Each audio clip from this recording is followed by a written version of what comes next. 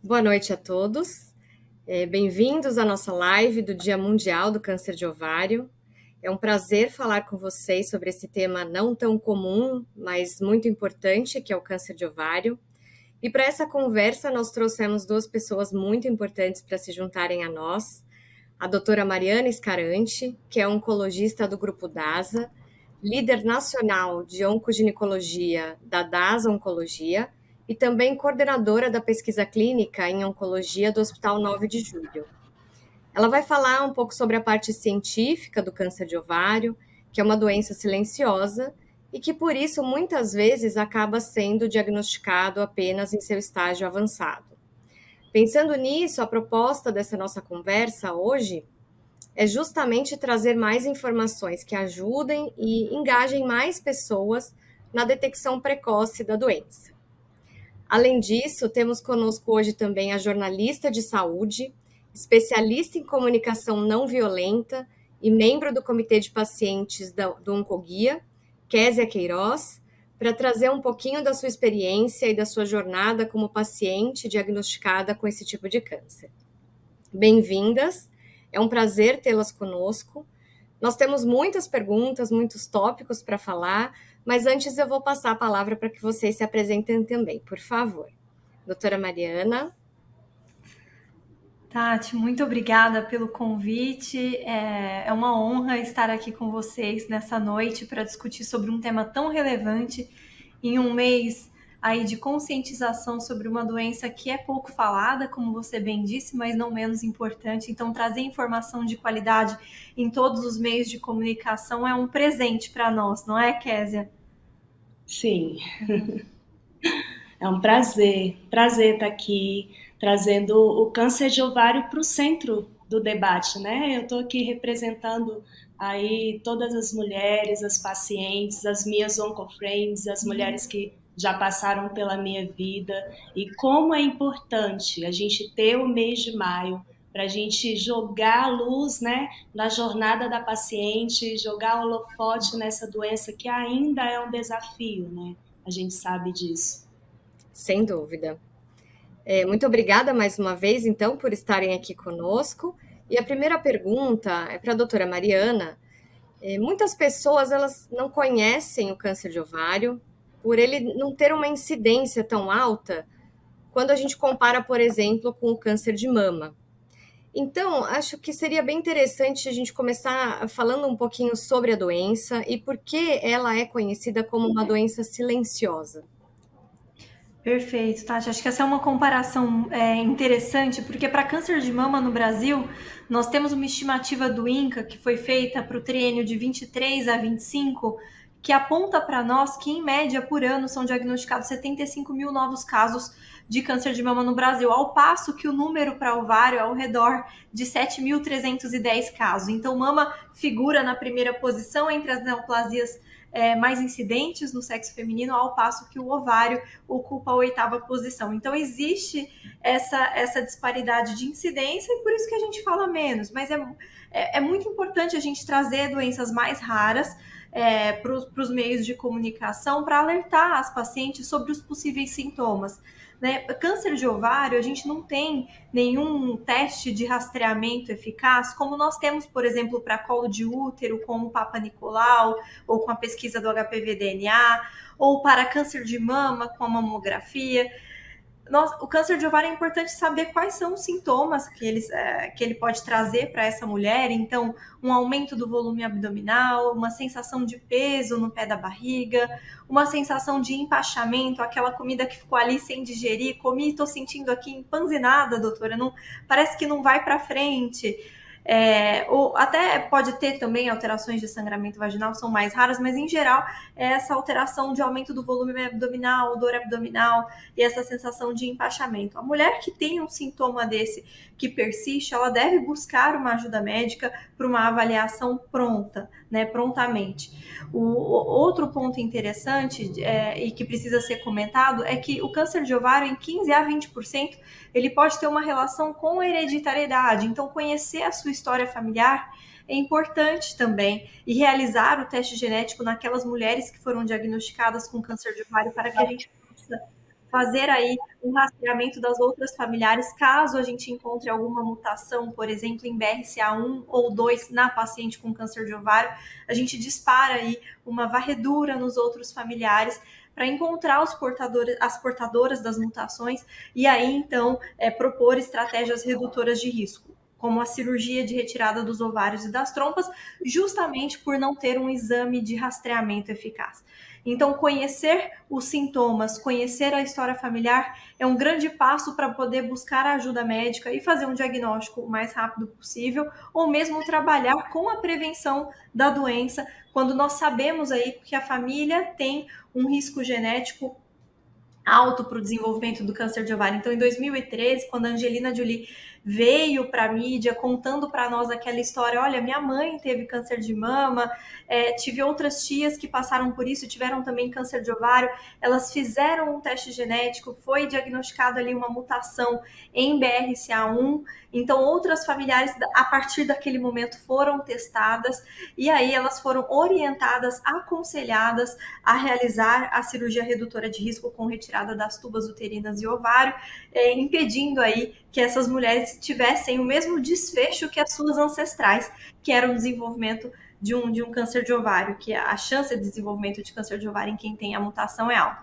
O câncer de ovário, na sua maioria das vezes, é uma doença das mulheres mais idosas. Então, o tumor mais comum de ovário é o carcinoma epitelial, né? O ovário ele é uma estrutura que é composto por vários tipos de células. E nós temos lá as células de revestimento que dão origem a esses tumores epiteliais. Nós temos as células germinativas envolvidas com o nosso sistema reprodutor aí, que dão origem aos tumores germinativos que são mais raros. Então, os tumores epiteliais correspondem a 70%, a mais de 70%, perdão, 90% dos tumores de dos tumores de ovário. E são esses tumores epiteliais de ovário que são mais incidentes nas mulheres na pós-menopausa. A mediana de idade é de 63 anos, ou seja, 50% das mulheres são diagnosticadas mais idosas que 63% e 50% menos idosas que 63 anos. Então, mais tipicamente ele ocorre na pós-menopausa, mas ele pode acontecer também em mulheres mais jovens. E a Késia pode contar um pouquinho, por exemplo, da sua história, né? Os tumores germinativos, por exemplo, acontecem em mulheres numa idade mais precoce. Antes da gente ouvir um pouquinho da Késia, quando a gente fala que ela é então uma doença silenciosa, você já falou um pouquinho, né? Mas além da idade, por exemplo, existe algum outro fator que possa trazer um perfil, então, de paciente que essa doença tende a atingir? E existe alguma forma de prevenção do câncer de ovário? Eu acho que assim, as modificações de estilo de vida, né, prática de atividade física, manutenção de um bom peso, evitar o tabagismo está associado aos tumores mucinosos de ovário, elas são estratégias interessantes para prevenir o câncer de ovário e para prevenir outras doenças também, mas de fato, assim, o câncer de ovário não é uma doença que está relacionada ao estilo de vida. Ele pode acontecer independente. Uma mulher extremamente saudável, que pratica exercício físico, que tem uma boa dieta, pode desenvolver um câncer de ovário. É diferente, por exemplo, de outras neoplasias que tem uma relação muito forte com o estilo de vida. Endométrio, né? Câncer de endométrio tem relação com obesidade, o câncer de pulmão tem relação com tabagismo, o colo uterino com HPV. Para câncer de ovário, a gente não encontra essa relação tão estreita com o estilo de vida. No entanto, a relação talvez mais forte de causa e consequência que a gente tem em câncer de ovário é a questão genética em 15 a 20% das pacientes. No restante, é o acaso, né? São tumores esporádicos que surgem aí ao acaso.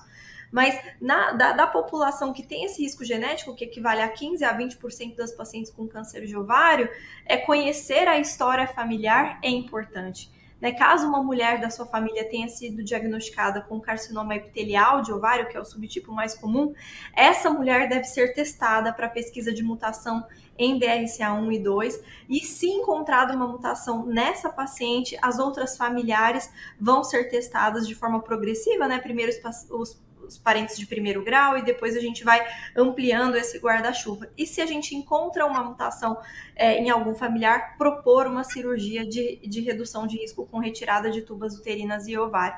Mas, assim, é óbvio que a gente vai recomendar um estilo de vida saudável para todo mundo, mas eu também não quero dar esse peso todo para o estilo de vida, para o Uhum, câncer de ovário, porque não é, o estilo de vida que é o maior determinante para essa neoplasia. E aqui a gente tem que lembrar do risco genético e conhecer muito bem a história familiar das mulheres, que pode ser um fator que pese aí para até 20% das pacientes com câncer de ovário que tem uma relação com hereditariedade. uhum. E tirando um pouquinho essa questão da parte genética, se a paciente não tem um familiar que foi diagnosticado e ela começa a apresentar, então, como a gente sabe, né, no câncer de ovário, os sintomas não são específicos, né? São muito inespecíficos, Mas você tem toda a razão. que exames essa paciente poderia fazer, né? Quais são os exames para ser diagnosticada, então? Um ultrassom transvaginal que faz uma avaliação adequada, né, dos ovários. Um ultrassom pode ser, se não for possível pela via transvaginal, por via abdominal.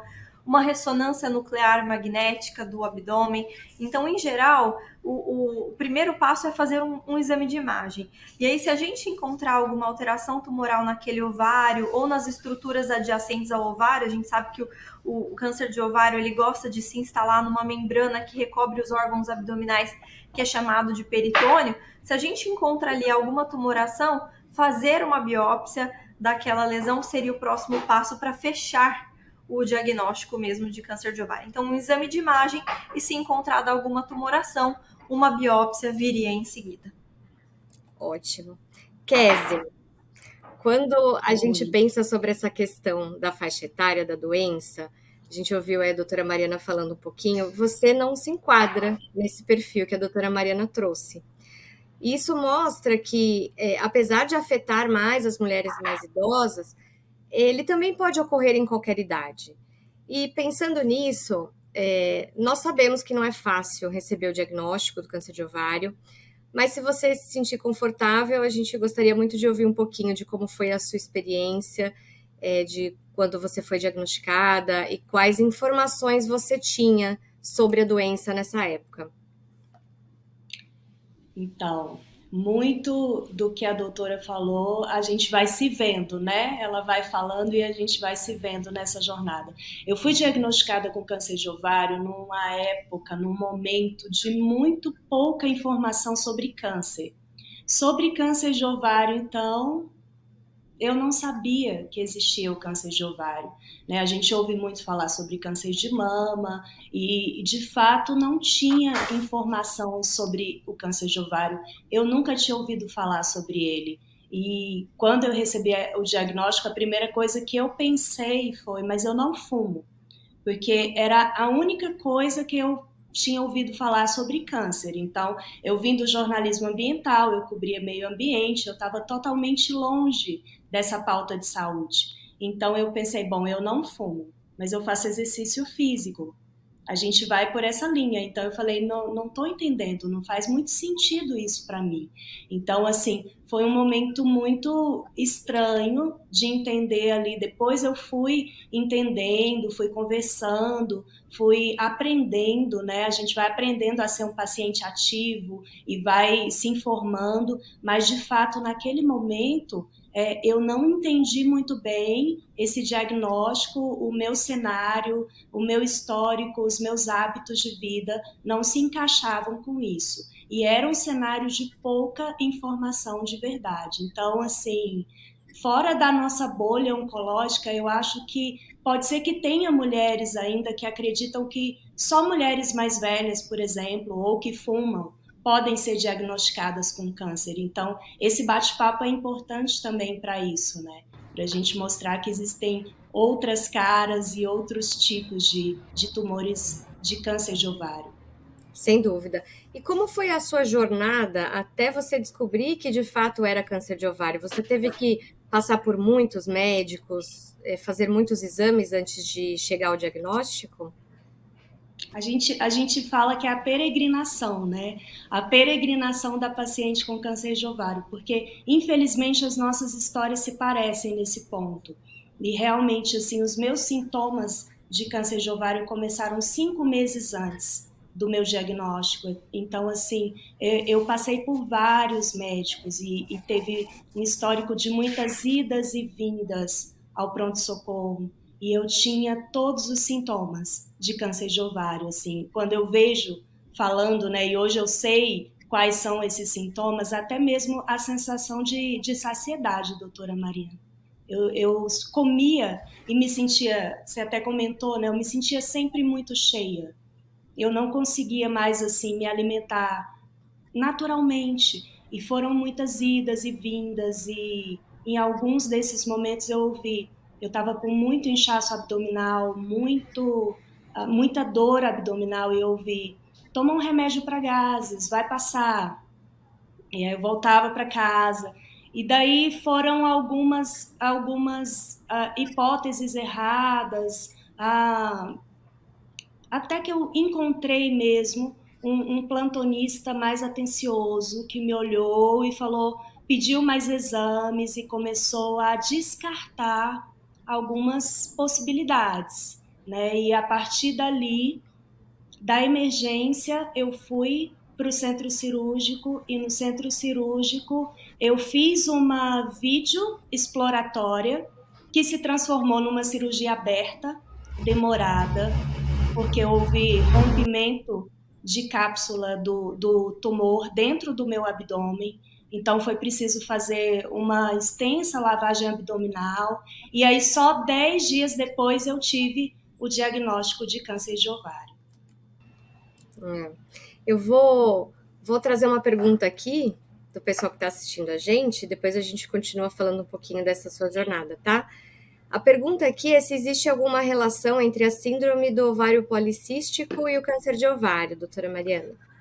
Essa é uma pergunta super interessante e ainda faltam algumas respostas para isso. A princípio, a relação de síndrome de ovário policístico, que é uma alteração que ocorre em mulheres na pré-menopausa, né, em que você tem um aumento da pilificação, um cenário de aumento de estrogênio, está mais relacionada ao câncer de endométrio, mas tem até um levantamento recente que não conseguiu encontrar associação de síndrome dos ovários policísticos com câncer de ovário e com câncer de mama, mas com câncer de endométrio sim, por conta de uma situação de hiperestrogenismo, em que você tem ali uma proliferação do tecido endometrial e um aumento do risco de câncer de endométrio nessas pacientes. Mas câncer de ovário, nada muito comprovado não, nesse sentido. Então, a princípio, não. A relação é com outro tipo de neoplasia, que é o revestimento interno do útero, que é o endométrio. Ótimo. Késia, então, voltando um pouquinho sobre a sua jornada, né? A gente ouve relatos de pacientes e até de médicos sobre como a jornada do câncer, ela nunca é atravessada sozinha pelo paciente, né? Por isso, a gente queria ouvir um pouquinho, então, sobre, na sua experiência, né? Qual foi a importância da rede de apoio que você teve em todo esse processo? Fundamental, né? A gente fala também que quando a gente adoece com a gente um monte de gente querida, né? Acaba que o diagnóstico afeta toda a família, afeta os amigos próximos, marido, mãe. Então, assim, a gente foi para a consulta juntos, eu, meu marido, minha mãe, então a gente ouviu o diagnóstico juntos. O meu marido, na verdade, ele já sabia do diagnóstico e o médico pediu para ele esperar para me explicar melhor, explicar junto ali, porque ele foi buscar o resultado achando que ia me fazer uma surpresa boa e acabou que ele deu de cara com esse diagnóstico. Então, assim, é fundamental a rede de apoio, o apoio. A minha mãe mudou para minha casa, me ajudou em tudo. Eu tive, assim, um apoio, meu marido sempre, sempre junto. Eu tenho uma grande amiga que é a minha nutricionista, sou privilegiada, que fez, assim, teve um acompanhamento, o nome dela é Svetlana Pinheiro. Ela me acompanhou o tempo todo no meu tratamento. Então, assim, eu acho que para mim fez total diferença tanto a amizade,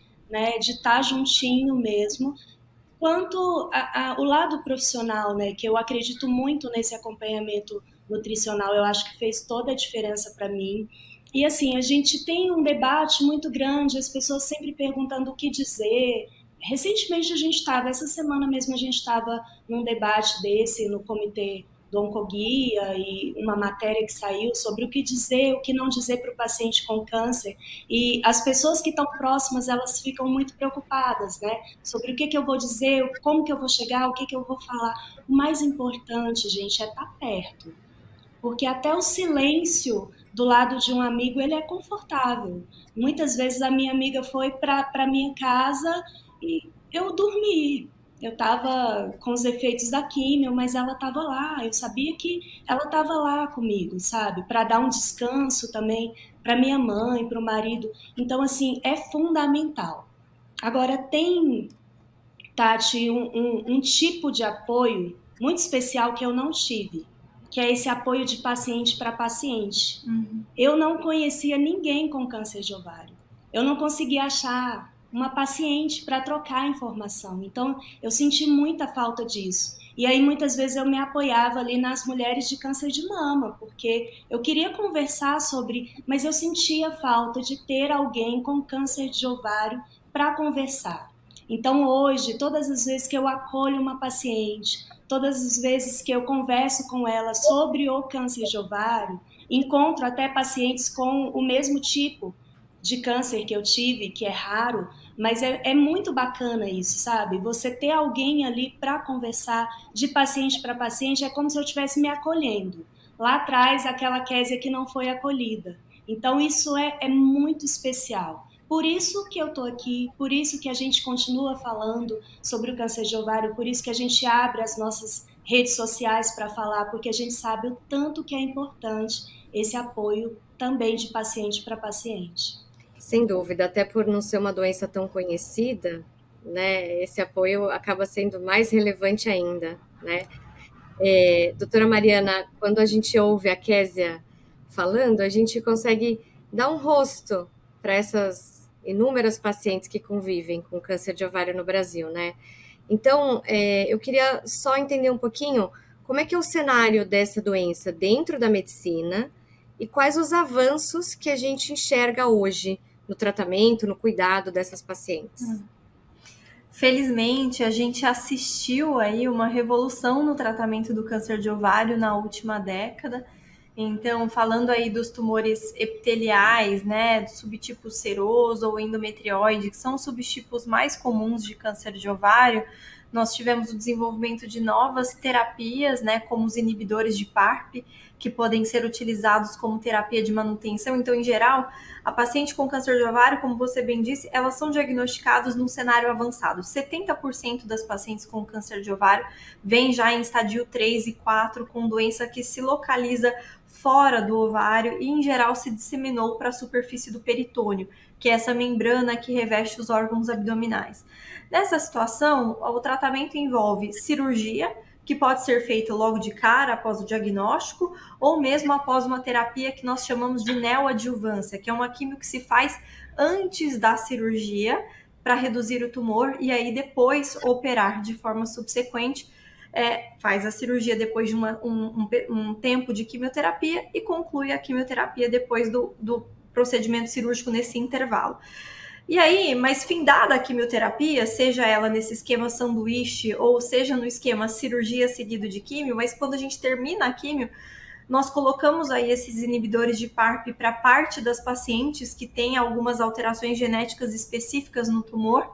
E para essas pacientes, nós tivemos uma redução substancial do risco de recorrência da doença. Então, isso é extremamente novo. As incorporações dessas medicações nos convênios do Brasil, ela é muito recente, né, de 2 anos para cá, e trouxe um aumento substancial da sobrevida livre de recorrência da doença, né, de progressão da doença, e até de sobrevida global, ou seja, os pacientes viviam mais tempo, né, do que anteriormente. Isso foi algo que mudou e transformou o cuidado da paciente com câncer de ovário. E hoje nós podemos sim falar em cura da doença, né? Eu falei aqui um pouco dos tumores epiteliais nesse cenário, mas, por exemplo, a Késia nos falou de um tumor germinativo, né? Um tumor do seio endodérmico, um tumor super raro que foi diagnosticado aí no passado. Esse tumor é um tumor bem frequente, que acontece muito em mulheres jovens, e a gente trata da mesma forma já há algum tempo com quimioterapia, com uma excelente taxa de resposta.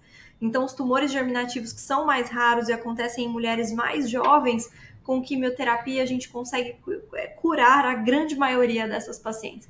Então, nós assistimos sim novas incorporações de drogas nos últimos tempos para o tratamento de câncer de ovário subtipo epitelial.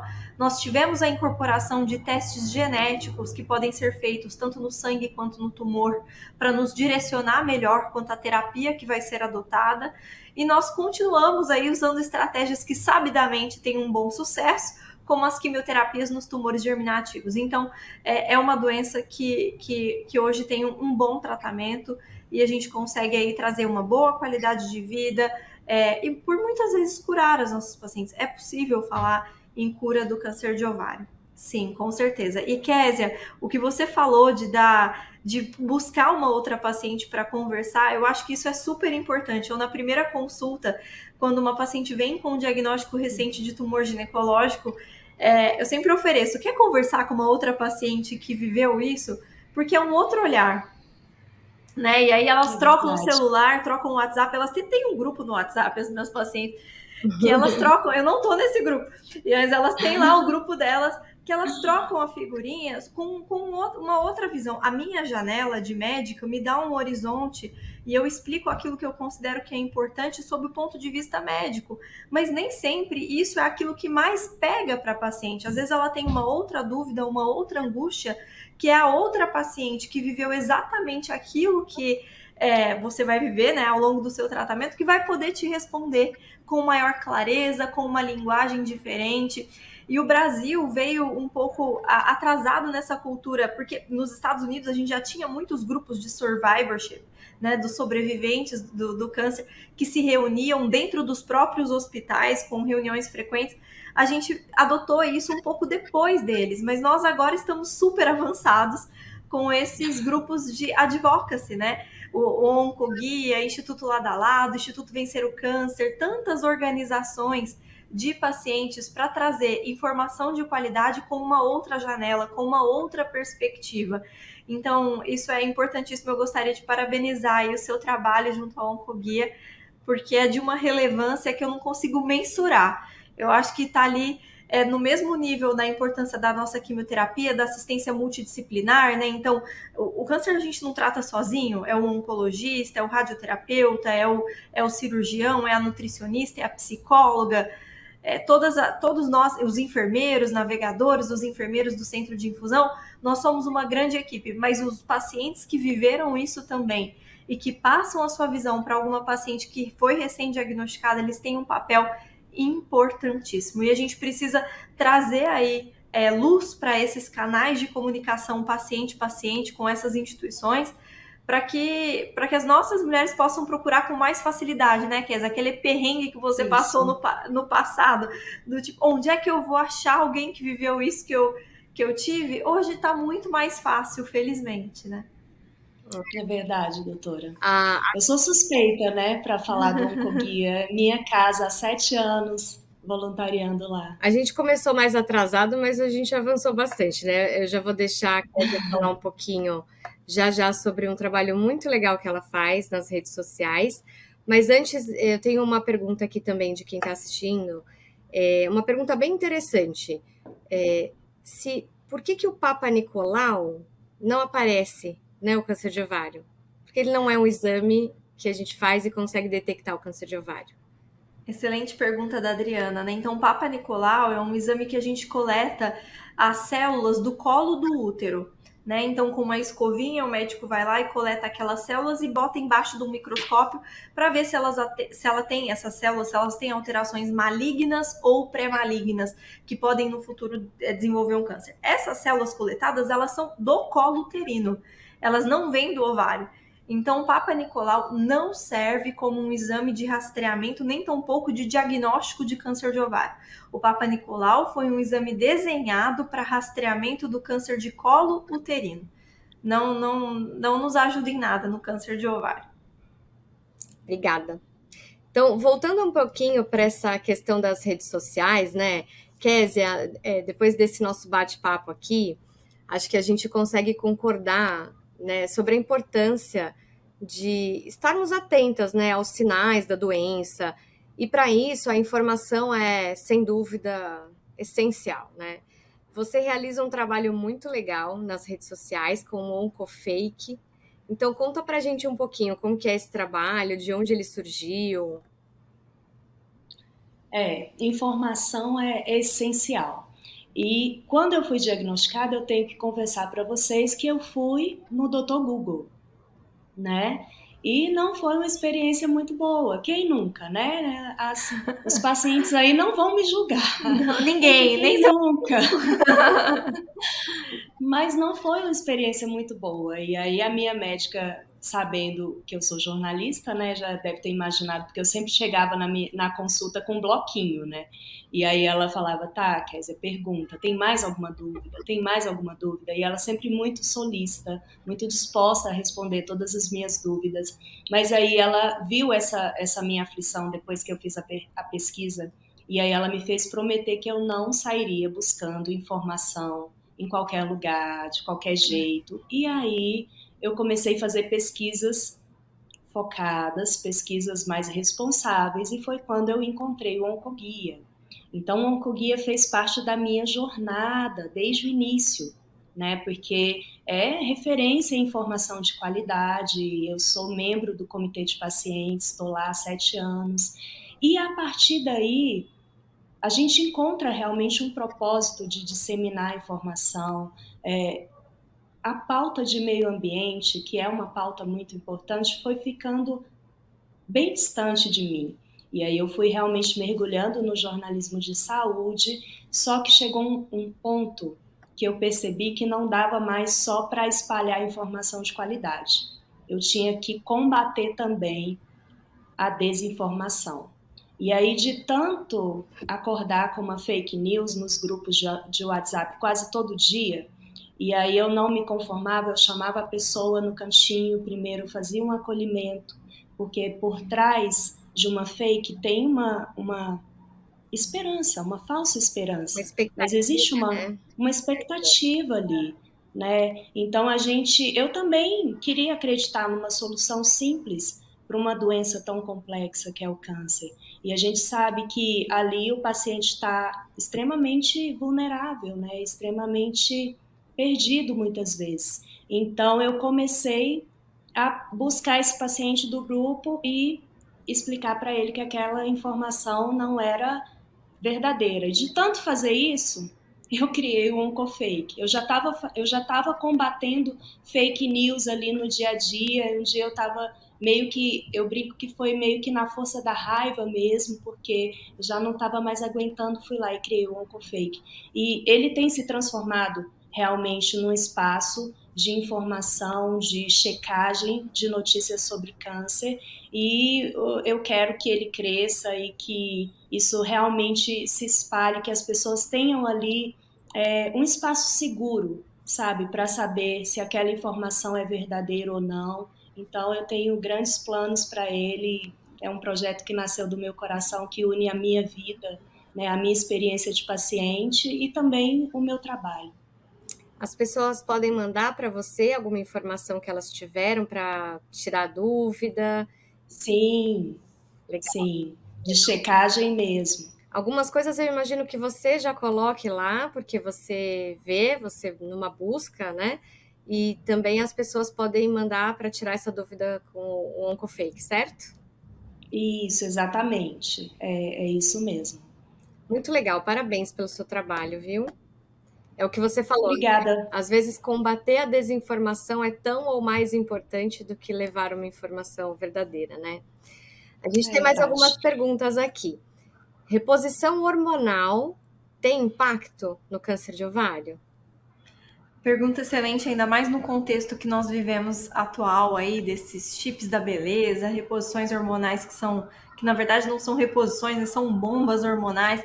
Então, assim, a reposição tem alguns estudos, tem até uma meta-análise grande aí com centenas de milhares de pacientes, mostrando que o câncer de ovário talvez o risco aumente um pouquinho com a reposição hormonal, sim.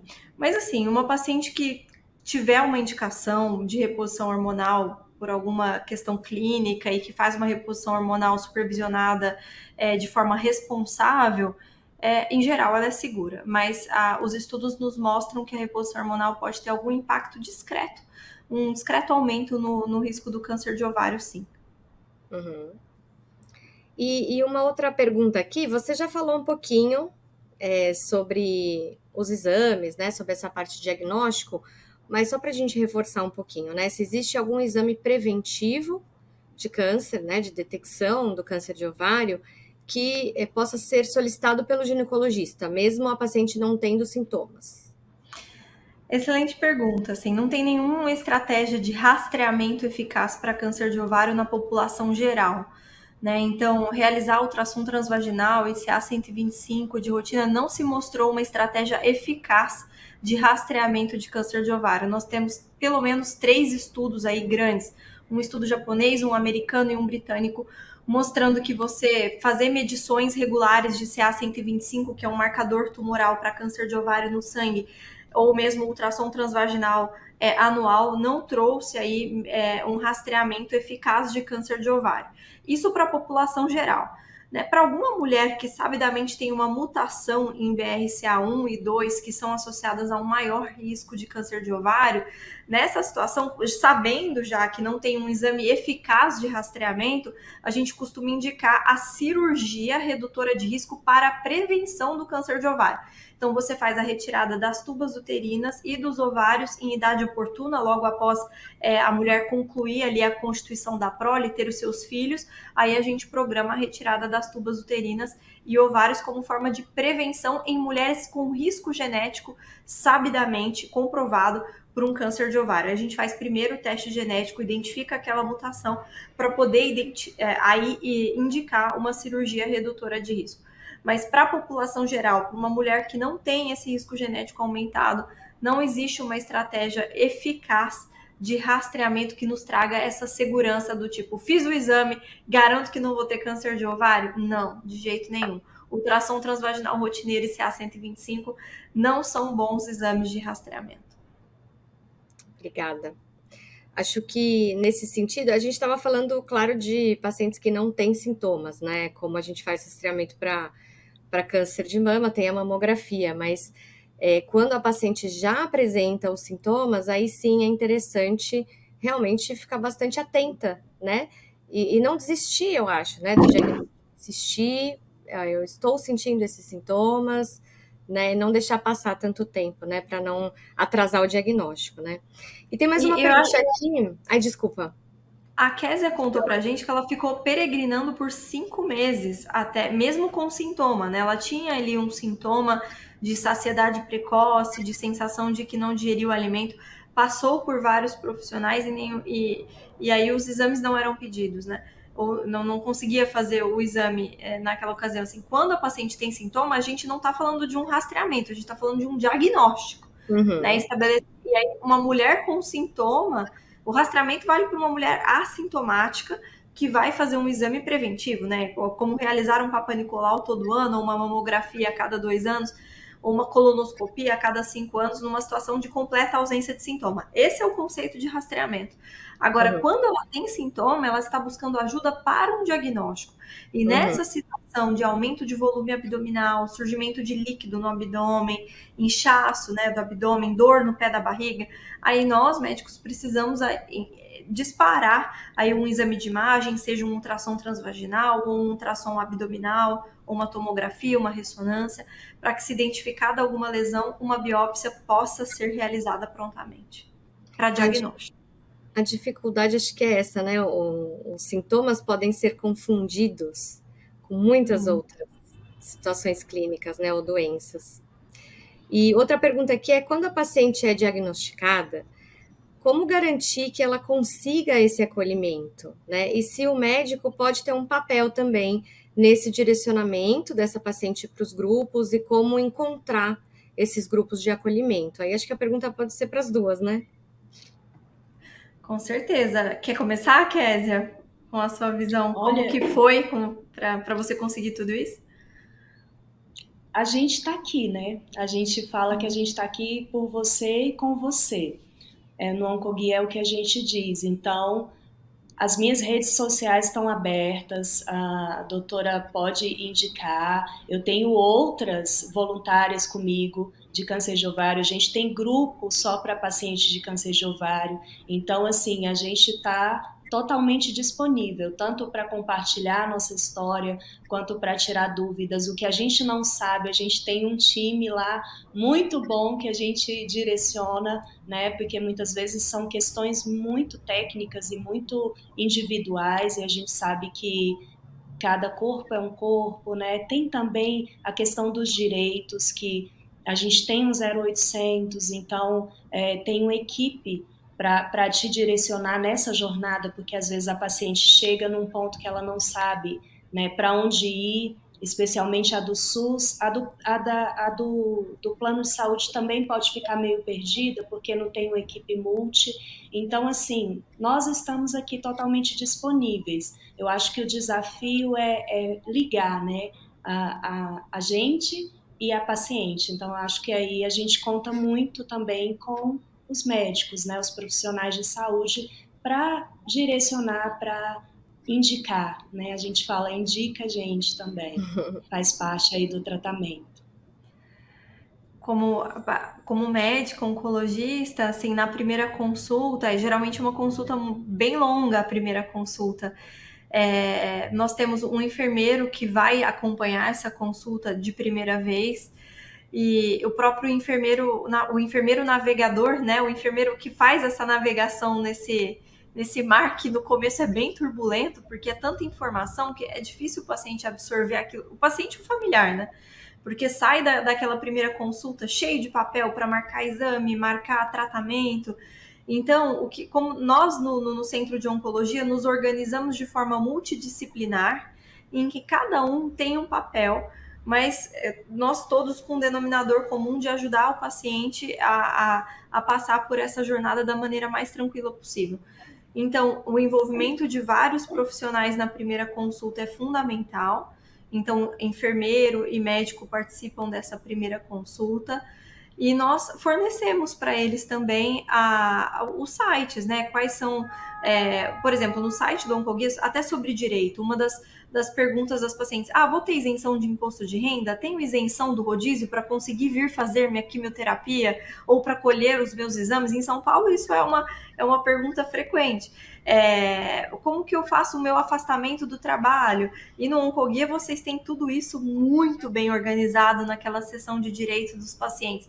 Então, nós médicos podemos passar essa informação também, fornecendo os endereços dos sites aí, das organizações de Patient Advocacy, né, lado a lado, Oncoguia, Instituto Vencer o Câncer, para que eles possam ter acesso a isso. E dentro do próprio serviço de oncologia, é importante o paciente ter um canal de comunicação aberto, né?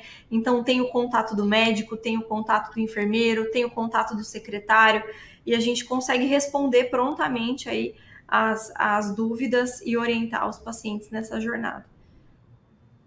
Muito legal. Bom, já estamos finalizando aqui a nossa live, mas antes eu queria que vocês deixassem um recado final para todo mundo que assistiu ao vivo e para todos que vão assistir depois também.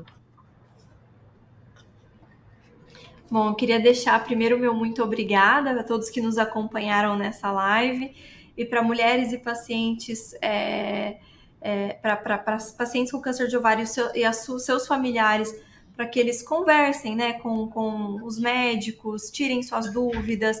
Eu acho que ter acesso aí à informação de qualidade e ter tudo muito bem explicadinho facilita aí essa jornada da paciente.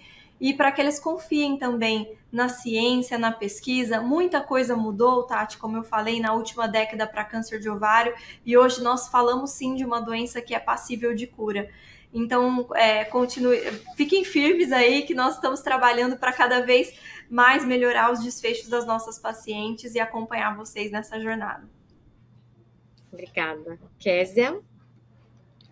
Primeiro eu quero agradecer, um prazer imenso estar aqui com vocês, ajudando aí nessa causa que eu sou apaixonada por espalhar informação de qualidade, falar sobre câncer de ovário.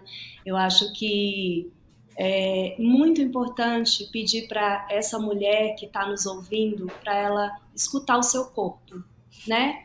O câncer de ovário é silencioso, mas ele dá sinais. E eu acho que se lá atrás eu tivesse assistido um vídeo como esse, talvez eu mesma teria me atentado, sabe? Pode ser que seja, pode não ser, porque os sintomas inespecíficos podem ser de outras doenças, mas pode ser câncer de ovário. Então, assim, é muito importante que você escute seu corpo. E se você for diagnosticada, eu sei que é desafiador. Eu posso dizer para você que eu sei, mas respira fundo, procura realmente esse apoio de paciente para paciente, confia no seu médico, tenha uma relação assim o mais próxima possível com o seu oncologista, porque se você seguir ali o passo a passo, as coisas vão ficando realmente mais fáceis e conta com a gente, né? A gente está aqui, a gente se dispõe exatamente para isso. Eu acredito muito nesse trabalho. Tem dia que a gente pensa assim, ai, tá difícil. Acho que, né, quando chega uma fake news, assim, que tá todo mundo acreditando e aquela coisa vai ganhando espaço e você, no outro dia, você acorda e fala, vamos lá, vamos continuar, porque a gente recebe muito feedback que faz a gente continuar, sabe? Tipo, olha, por causa daquele post, eu não comprei tal cápsula, por causa do que você falou, por causa disso, eu não caí numa fake news, não fui enganado. Então, esses feedbacks é um trabalho de formiguinha, mas esses feedbacks também do acolhimento e de toda a informação que a gente tem distribuído faz com que a gente continue o nosso trabalho. Então, conta com a gente, de verdade. Muito bom. Obrigada. Chegamos ao final aqui desse encontro tão bom e tão importante, né? Eu agradeço mais uma vez a doutora Mariana, a Késia e a todos que participaram conosco. Uma boa noite para todos. Muito boa noite, obrigada pela oportunidade. Boa noite, gente. Até a próxima.